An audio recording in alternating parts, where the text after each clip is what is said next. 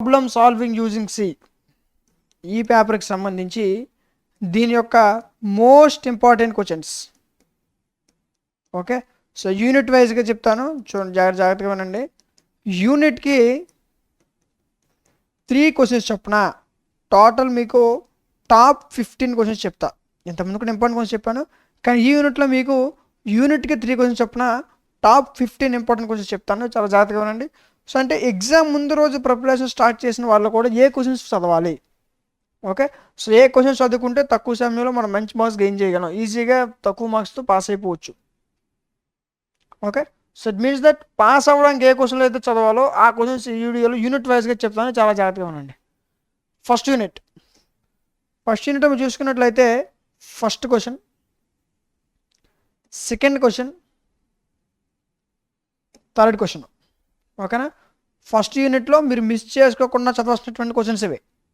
Okay, వీటితో పాటు second యూనిట్లో first question, second question, next fourth question చదవండి.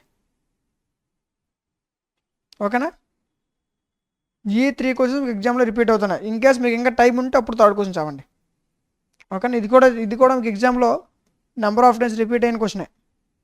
ఓకేనా, నెక్స్ట్ ఇప్పుడు నేను ఏవైతే క్వశ్చన్స్ చెప్పానో ఇవి మీకు షార్ట్ ఆన్సర్ యూజ్ అవుతాయి, అదేవిధంగా లాంగ్ ఆన్సర్ క్వశ్చన్స్ కూడా యూజ్ అవుతాయి.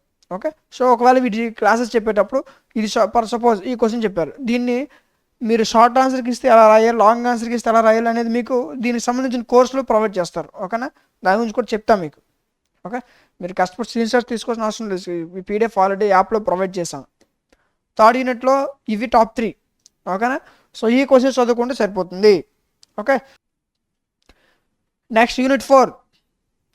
యూనిట్ 4లో మీరు మిస్ చేసుకోకుండా చదవాల్సినటువంటి క్వశ్చన్స్ ఇవి. ఓకే, ನೀವು చదువుకుంటే చాలు సరిపోతుంది.